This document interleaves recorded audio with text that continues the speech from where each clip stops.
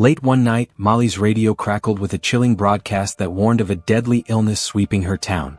By morning, panic had swallowed the streets, until men in uniforms arrived, denying the outbreak ever happened. But when Molly and her best friend uncovered where the mysterious voice truly came from, they realized the sickness was never of the body but of the mind. Trapped between fear and truth, Molly faced a choice that could change everything. Molly couldn't sleep. The night was heavy and too quiet. She turned on her small radio, hoping the soft music would keep her company. But instead, a cold, crackling voice cut through the silence. "This is an emergency broadcast," the voice said slowly. "A deadly illness is spreading in your town. Stay inside. Trust no one." Molly's heart slammed against her ribs. She sat up, hugging her blanket. The voice repeated again and again, each word sharper, colder. She looked out her window. The street was empty, shadows stretching like claws under the lamps. Her hands shook as she whispered, "What if it's already here?" She wanted to wake her mom, but fear kept her frozen. The voice on the radio seemed to sink into her bones, like it was speaking only to her. The next morning, the whole town was in chaos. People rushed to shops, grabbing food and water. Some cried, others argued. Molly clung to her mother's arm.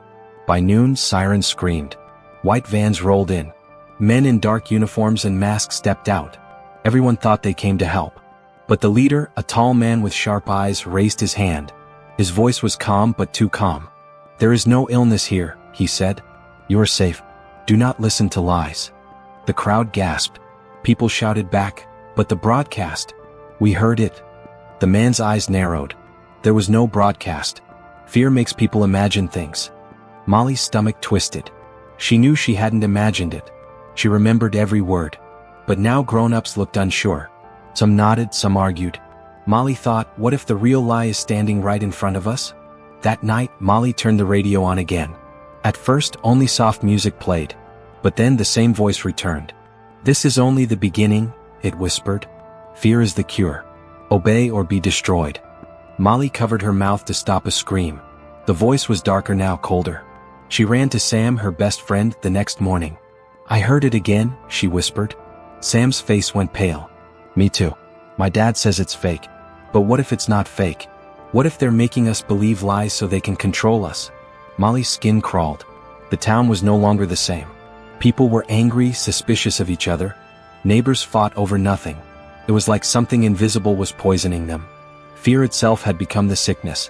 Late one evening, Molly and Sam followed the vans.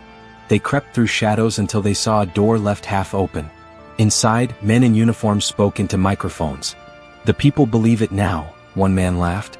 "Tomorrow we push the next message." Molly's breath caught. That voice, yes, it was the same one from the radio. They were creating fear, spreading it like poison. Her hands trembled as she whispered to Sam, "The sickness isn't real. They're making it up." Sam's eyes widened. "If we tell people, will they believe us?" Molly shook her head, her throat tight. "No. Fear has already blinded them." The men's laughter echoed in her ears, colder than the midnight broadcast itself. The next morning, the leader stood before the crowd. His voice rolled over the town like smoke. "There are new rules," he said. "For your safety. Follow them or face the consequences." People nodded quickly. Some even clapped. No one questioned him anymore. Fear had buried the truth. Molly wanted to scream the secret she carried, but her voice stayed locked in her chest. Her eyes stung with tears as she realized the scariest part. The illness was never real, but the fear was. She whispered to Sam, "They planted the sickness in our minds, not our bodies." The crowd cheered for their new protectors, blind to the trick. Molly held Sam's hand tightly, her heart heavy with the weight of what she knew. And deep inside, she promised herself one thing.